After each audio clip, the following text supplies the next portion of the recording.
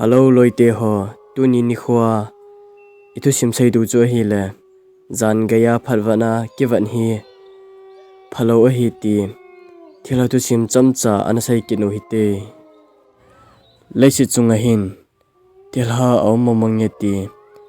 aki he momong ta na hi abang khat tilha munai lo hon amu khanai lo hon tilha wang hi awm dingen ata san povin a hi Story by Senu Khongsai Tun adang ima saibe talovin tu chimnanga chan anarut peitaw hite College guiding in Bangalore torpi sunga kanji tane hi kalhun ni chun hotel khana ka umin ajinga pana chun ka umnading in bahara ke holin ka chili le tane hi Nikhanin kamuzo pon chupanin kaizong hotel achon kahung kinung le in ajingen khu ahung va in kaizong in bahara in mon ki holin kanakal sung do ki tane hi phara khatin kaizong kagel ahung kilin chupanin kaizong hotel khana kalunin chaga don ta na hi le hotel muna chun ai mi pasal mi ni natong anumin amani chun kalim chu aven hung le ai mi to kilo isa hung ji chun English pawin ai mi na him tin I dong hung ta na hi le kin jang hinge tin kadon but ta na hi le amanin jang ai pawa ai hung hau pi hung ta na hi ka ki pa be se en chite ni ko ma chun kai jang ka hung na asot nai poi hotela ka om na lai a hi tin ka sai tai chuta le to hi ka om na ding in bahara khat nai hol pi hung in tin ka sai ta na hi le amanin jang hin hol hung na nge tin asai tai chophanin kai jang ka number ka pi in amani number jang ka kila in kai jang hotel mona chun ka kinung le ta na hi anil ha in wasama ka ki text taw ve na hi chophanin amanin jang kai ni ka umna kum langa in mun khat a ongin hichelaya chu jingma male nahonga naum pe pe thei a hi tai tin a hin sei hung phanin chun kai jang ka ki pa be se en jinga ding in chun kai jang ka ki gong ta na hi jing ni khu ahung va in kai jang ka thil le lo ho chu ka gi gut tumin hotel mun chu ka dal ha in ka umna ding in bahara in mun chu ka zon ta na hi alam pi le amon ke hello ji chun kaloi te ni ko ma chun nei hung pui hangin tin ka sai ta na hi le amani jang ahung ngin ke ho jang ka chi pai taw vi na hi imun kalhun vin chun kaloi te ni chun kai te ni na tong ding ka hi hung nge kai te ni chi pai hung ta nge tien asai hung phanin chun kai jang ole nir ha le ke text taw te tin ka sai tai chophanin kai jang in sunga chun kalunin in nei te to chun ka ki ho tu in a hi le in nei te in jang aum ding in iphal sa taw ve na hi room sung chu room sagi a hin hijila a chun room khat bo awong ta na hi kai jang ka wanga phal he jingin hichalai mun chu ka ki su thingin ka ta na hi kai jang ki sai set na hi lo vin mirror om lo le kai jang ka thei pon ka chi le le na a mirror neu khat ka ki pu tei tei a hi hichi ka room sunga chun ka wanga phal he jingin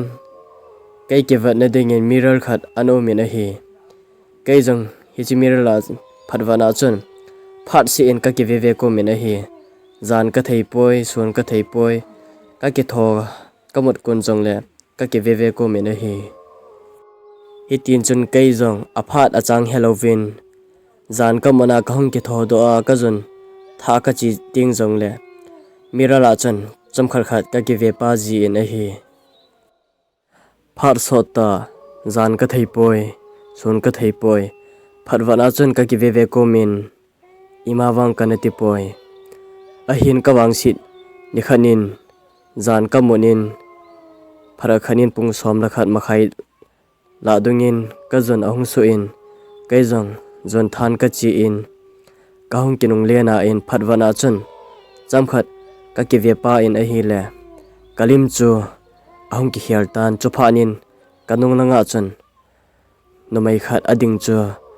kamota na hi chu phanin kai zong ka kinung hayen ka vian a hi le ima ka molo phanin chun